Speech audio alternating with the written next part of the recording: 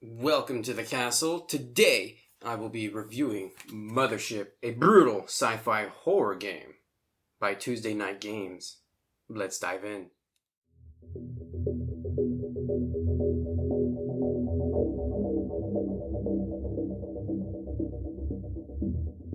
Here we have the player survival guide for Mothership. On the front cover, we get a nice illustration of some dude's chest getting opened up, probably by a chest burster or something like that. And this was written and illustrated by Sean McCoy and published by Tuesday Night Games. And before you even open the book, you're actually going to find something highly useful.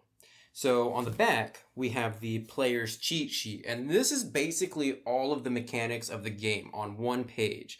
So you could print this out, hand it to your players and say, all right, so here's everything you really need to know about the game. Here's how you make your stat checks, your saves, information on advantages and disadvantages, and even information about combat and all of that. So that is something that's highly useful, and it's just right there on the back too. So if everybody has their own copy of Mothership, all you got to do is just go to the back and boom, there it is.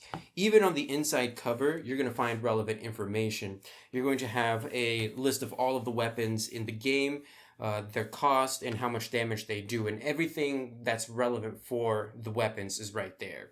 On the back inside cover, you have the character sheet, which I've shown in my last video when I actually created a character.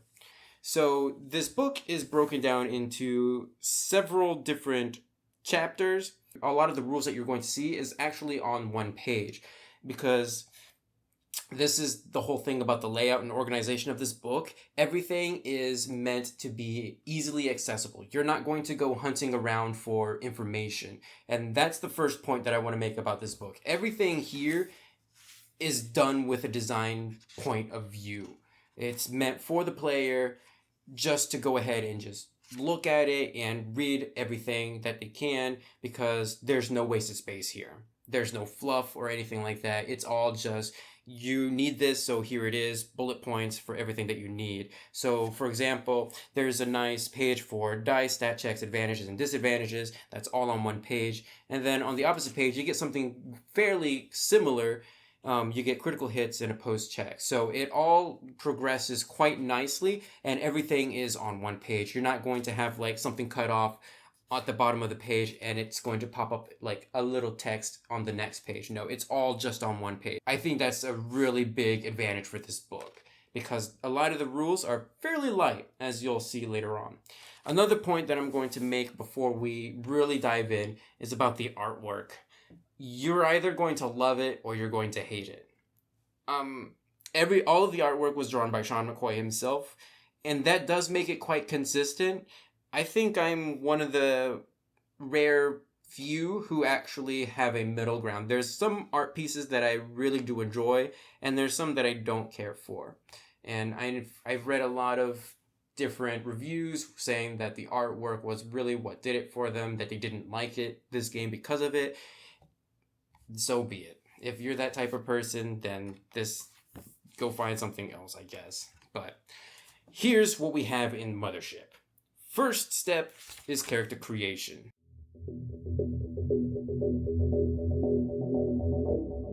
So if you've watched my previous video on character creation, there are 6 steps basically. Everything is very easy. You don't even need the book in order to create a character. In fact, all you really need is the character sheet itself, because it tells you all of the different steps on the character sheet. So you don't have to worry about having a character sheet for different classes, because all of the classes are represented. You're just filling in the information for the class that you've picked. For example, here, Dak is the scientist, so I've already filled out his information in that scientist column. So that's very intuitive in my opinion, just to have all of the steps and information on the character sheet itself. So that means like when I'm doing an actual home game, and I decide to pull off a one-shot with my players, I could just hand them the character sheet and say, here you go, this is what we're going to play tonight. Everything you need is on the back of this book, which I've printed off for you, and everything that you need to actually create a character is on the character sheet. So have fun, I guess. I probably wouldn't tell them that it's a horror game, though. Well, actually, I would probably do that, because I don't want to do any triggers or anything like that. But then, of course, after the character creation, we're getting into the basic rules.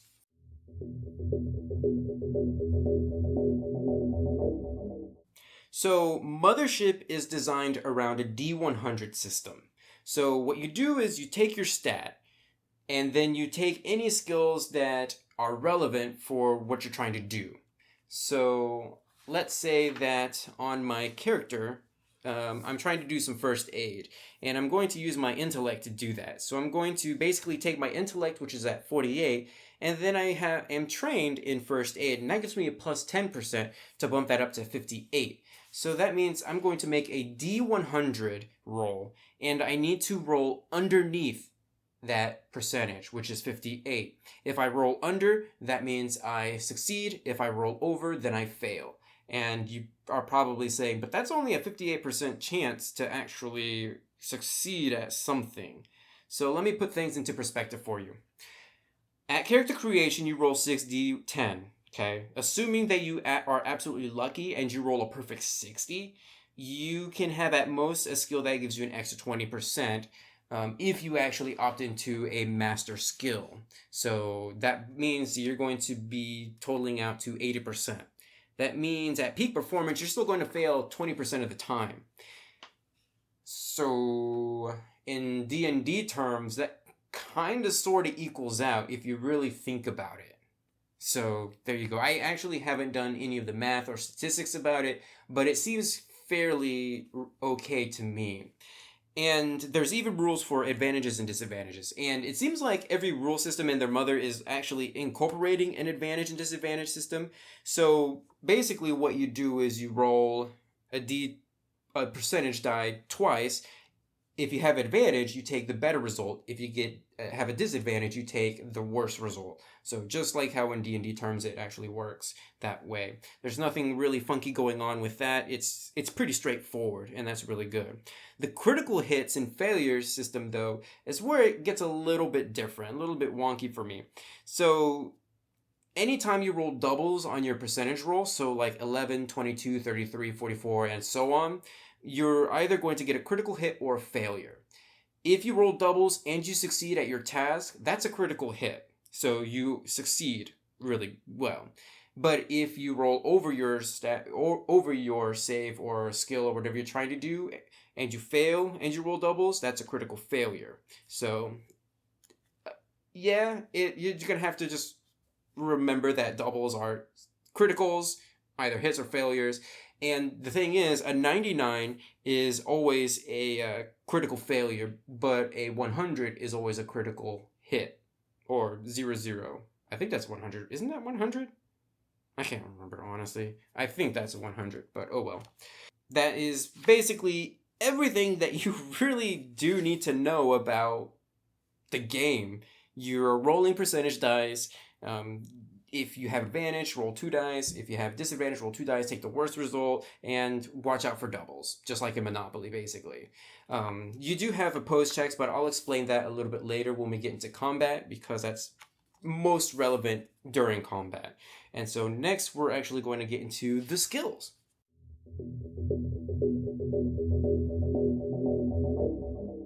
So as you can see on this page right here, there's actually quite a few number of skills. This page actually does have some fill-in-the-blank spots for any extra skills that you would like to include, and I really wish that they would have done that on the character sheet as well. As you can see right here, the character sheet, it doesn't have those fillable boxes. So I'm kind of really curious as to why they didn't do that. So, oh well.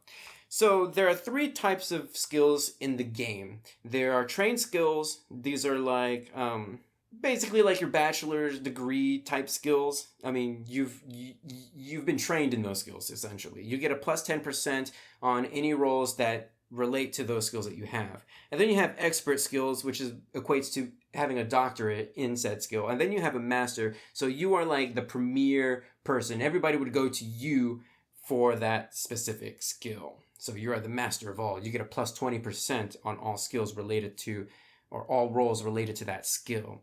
And so there's quite a few number of skills. So you have things like linguistics, biology, first aid, hydroponics, geology, zero-G, scavenging, heavy machinery, computers, mechanical repair, driving, piloting, mathematics, art, archaeology, theology, military training, rimwise, which I'm assuming is, I actually have no idea, athletics, and chemistry. And it goes up into things like self-ontology, xenobiology, and robotics, cybernetics. So if those things are things you really want to include in your game, that's cool. Those are going to be master skills. Only a master can really hope to utilize those sets of skills.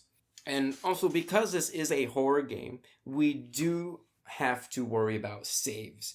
And so whenever you make a save, you basically roll a D100 and you are rolling at or below the number listed for your save. And there's 4 different types of saves. You have sanity, fear, body, and armor. So sanity is your ability to explain away logical inconsistencies in the universe and to rationalize them out of the chaos.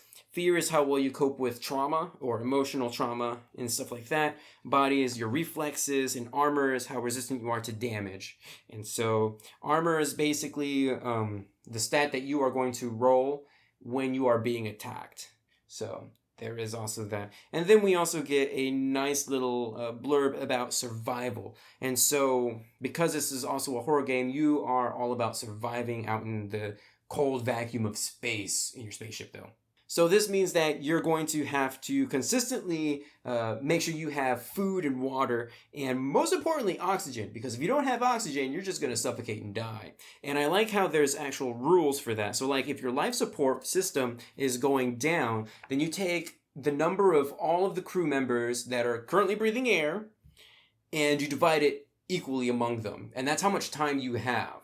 And there are some circumstances that'll actually heighten that, like if you're panicking or stuff like that, you might actually breathe a little more air, and so your air supply is going down, which means everybody else's air supply is also going down. And if you run out of air, you go unconscious and then eventually death. And so there are actual rules here for that as well, and that's actually really cool that they did that. But I mean, in a way they would have to, because this is a horror game, and some of the most like horrific things that can happen, like especially for somebody like me who has that phobia of asphyxiation, is actually running out of supplies. I mean, I don't really care about the monsters. Monsters can eat me, but when I run out of supplies, you don't want to see me when I'm hangry. So there we go. And then we get into combat.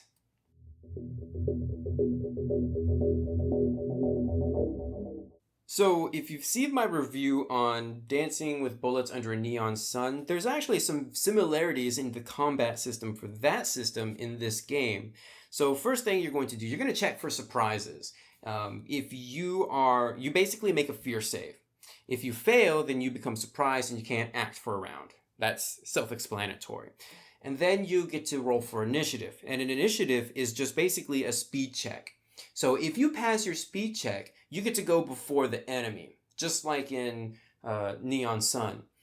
If you fail, you go after the enemy. And I think that's a really quick way of getting things done. You don't have to spend time keeping track of who's going next in the initiative. It's either you're going before the enemy, then the enemy gets to go, and then you go after the enemy, which you're probably going to be dead by that point. So yeah, don't fail your speed roll. And so you can attack, and attacking is done with an opposed roll. So the attacker rolls a combat check. You have a combat stat, so you're going to roll a combat check. The defender is going to make an armor save. So to me, if there was any section that truly needed an example, this would have been it. Because that seems self-explanatory, but then you get into things like, what if the attacker and the defender succeed? Well, it does say that when the attacker succeeds, they roll for damage, but then why did the armorer need to make a save? Or what if they both fail? So there are questions like that that I kind of wish they would have clarified, and it really seems to me that you could have done a lot more with that with that much information on its own. Like, yeah, like let's say that the attacker succeeds, but the defender fails. And maybe we can do something really cool, like some extra bonuses or something like that, like maybe extra damage or something like that. I do think that the defender, if they fail their armor save, they actually get stress. And how that equates to creatures, I don't know. Or other NPCs, I don't quite know. So the whole dealing or the whole to hit, it was kind of a little bit confusing. And so I'll have to actually do a little bit more research around the forums, see if it's been clarified or if there's an errata on that. But something else that's really cool, like let's say that you do hit, you actually can hit a different location. So you roll a d10, and depending on your roll, it's either going to be the head, or one of the arms, the torso, or one of the legs. And that's pretty cool. I really do like that. Although I kind of wish that there was some way to... I say that, but let's be honest, we're probably all going to homebrew it anyways. Like, if you get hit in the arm, that means you're probably not going to be able to use that arm, especially if it was done with a ranged weapon or something like that. So it doesn't really specify that. And this whole rule set is meant to be taken, broken down, and pieced together for you to actually utilize however you want. So that's how I would do it. Healing is very limited, as it should be, because this game is all about that realism as much as it can be. So this is not your Dungeons and Dragons healing. You basically make a body save when you're resting, and if you succeed, you heal health equal to the amount you succeed by, and on a failure, you are unable to heal your wounds naturally. Don't get a critical failure because you're just going to make it worse, and you can only heal from rest once per day. Yeah, that means you can't be taking a 30-minute nap, try to heal up, do something, take another 30-minute nap, and try and heal up again. No, you only get one, so haha, you cannot cheat death. Oh, speaking of death, if you reach 0 health, you make a body save, you fail, you die. So yeah, very simple, and this is a brutal game, so you're probably going to die lots. Just to kind of clarify, this is OSR-like, and any game that starts you off at level 0, yeah, be prepared for some hurting. So there's that. Now we get into some equipment, which is also pretty cool.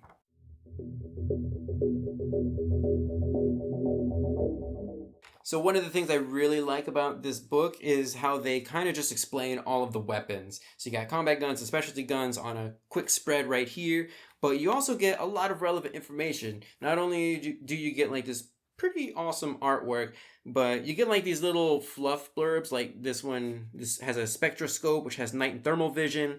It's got a smart link system, so plus 10 combat if wearing a HUD.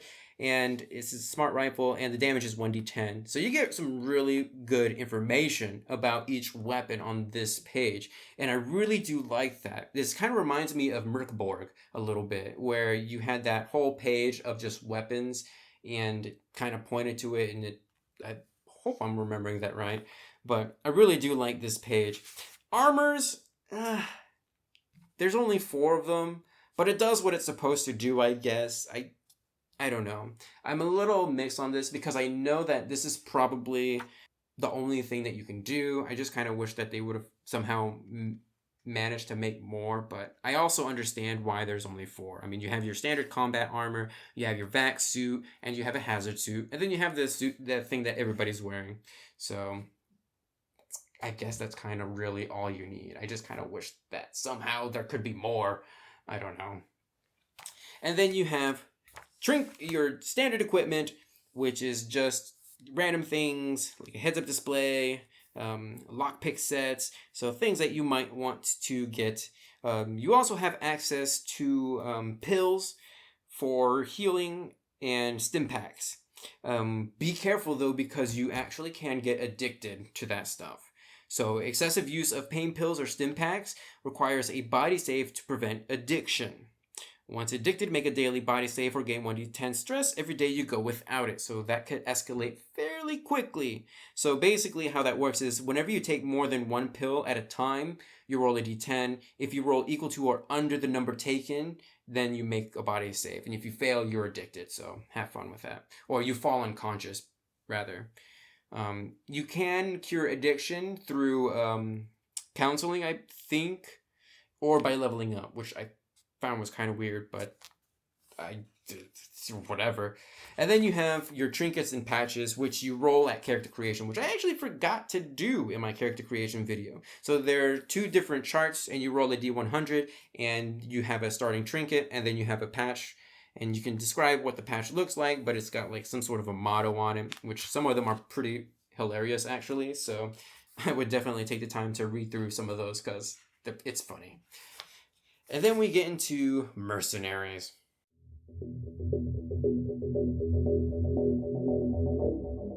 Since you're likely to be running your own ship and performing jobs and whatnot, you're probably going to have a whole crew aside from player characters helping you out. And that's where mercenaries come into play. Mercenaries, they have stats, but they're a little different. So they have 4 stats just like player characters. So they have combat stat, which is everything combat related, even their armor save. They have an instinct, which is basically fear, sanity, body, and speed, and intellect, and everything else. And hits, that's kind of their health. So like if they have 2 hits, that means they can survive 2 hits, basically. And then there's loyalty, so they're going to start thinking about their own safety, and they'll run away if they fail a check like that or something. So there's cost for each mercenary because, yes, you do pay them on a monthly basis or something like that. They get a salary.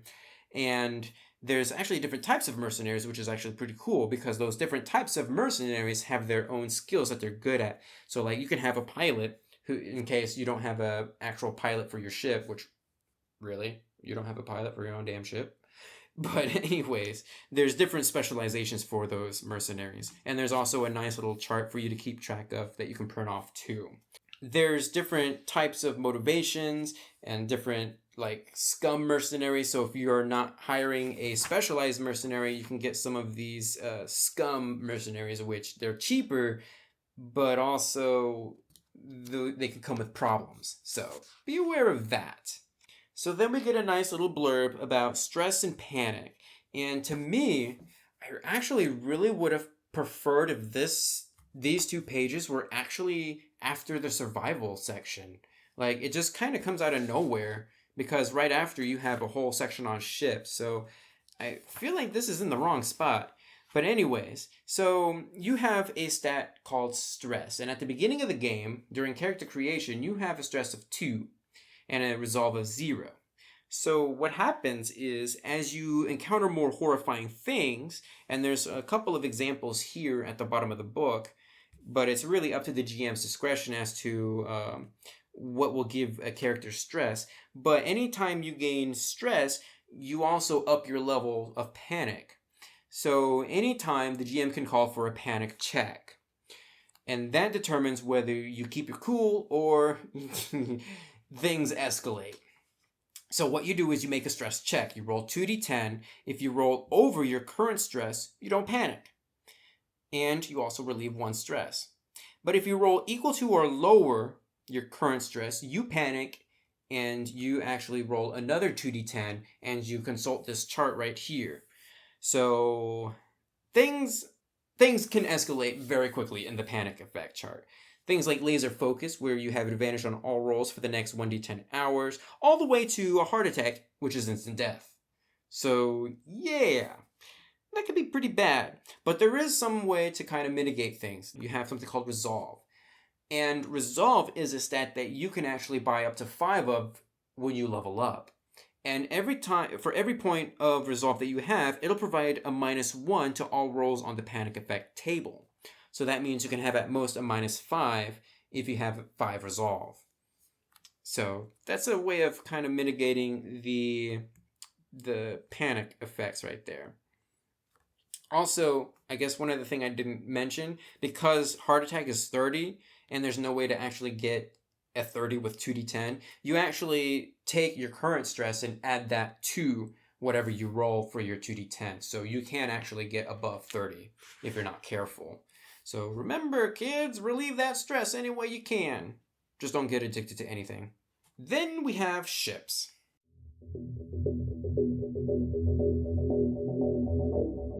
So we get information about jump drives and hyperspace and how dangerous it is and why you shouldn't stay awake during hyperdrive or hyperspace.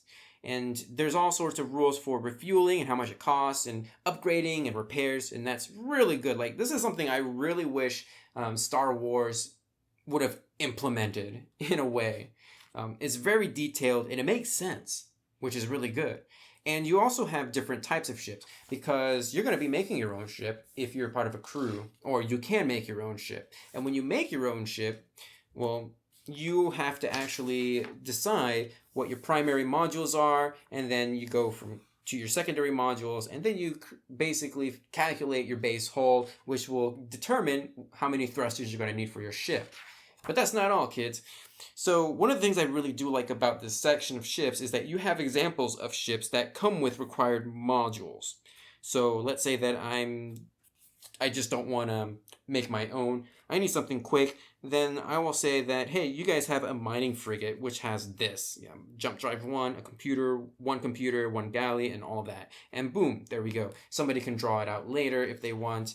But if you're actually going for like your own custom ship, then there's some steps. Select your primary modules.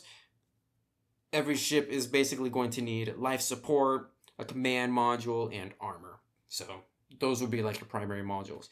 And then you would select your secondary models, which can include a whole lot of different things, like computers, jump drives, galley, weapons, medical bay, cryo chambers, things like that. And then you have to calculate your ship's total hull, and when you calculate that, that's actually going to determine how many thrusters you're going to need. And there's a whole formula for that, which is also kind of complicated, but also makes sense. So I understand why they put it there, because it's all about the realism, or at least as much as they can put into this type of game. And so then you get to actually lay out your ship. There is a ship character sheet or ship sheet, and you do get to draw out the layout of your ship, which is important because let's say that your life support systems get taken out by a creature. Well, the characters are actually going to have to go all the way there, and you can include vents that go from one room to another room, and they actually encourage you to do that depending on your hull size and whatnot. So it's very intensive. It kind of reminds me of my review on Spectacular Settlements and the Fortress section, where you could actually lay out your fortress and all of that and where all the rooms were. This isn't something that I'm really good at, so when I first read through this, I was like,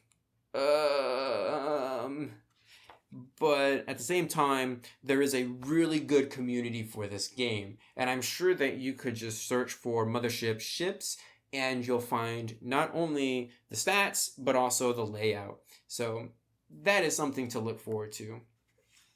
There is ship combat, and it works just like regular combat where you do surprise and then initiative, but there's more input for different players or for the different characters aside from the pilot. So all of the weapons need to be manually piloted by somebody.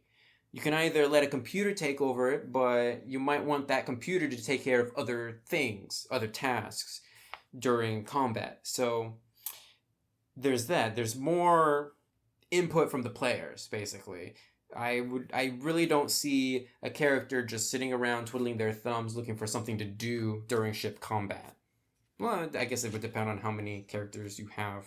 But there's also critical hits. So if you take a critical hit on your ship, you roll a D100 on the critical effect chart, and cool bad stuff could happen to you. So be aware of that. Experience points and leveling up. I also feel this is in the wrong section. It's towards the back of the book, just before the ship character sheet. I think this should have been actually right after character creation, because that makes the most sense. But when you level up, you can pick one major improvement. You can improve one stat by 5 and another by 3. Or you can improve 2 saves by 4 each. And then you can pick one minor improvement. So you gain 1 resolve to a max of 5. You can resolve a phobia or addiction, or you could heal all stress. And then you gain 2 skill points. So remember, for trained skills, it'll cost 1 point. For expert skills, it costs 2 points. For master skills, it costs 3 points. And so you can bank your skill points and save them for future use. Although I'm the type of a GM that would say you could only use those points, though, when you're in a safe haven or actually during level up. So I would kind of mitigate that a little bit. And then, of course, we get your 2 character sheets, one for your ship and then one for your characters. So that's really all there is. So let's get on to my final thoughts.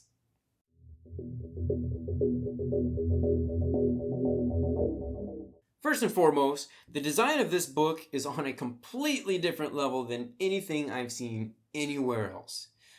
Some of the rules are a little simple, like stress and panic, but I think that's kind of the point. It doesn't have to be as deep as Call of Cthulhu or even the Alien RPG, which I actually hear is a really good stress system in that game. And I'm looking forward to getting my own copy. But this is one of those games where I would have the players create a character, and then I would actually be able to do a quick one-shot all in one night within a couple of hours. Like, this is a really quick game.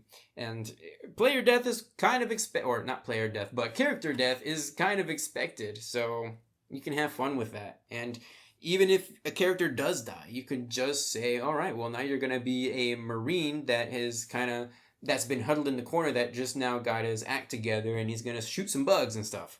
So you could always do something like that. And it's a very quick game, I guess is what I'm trying to say.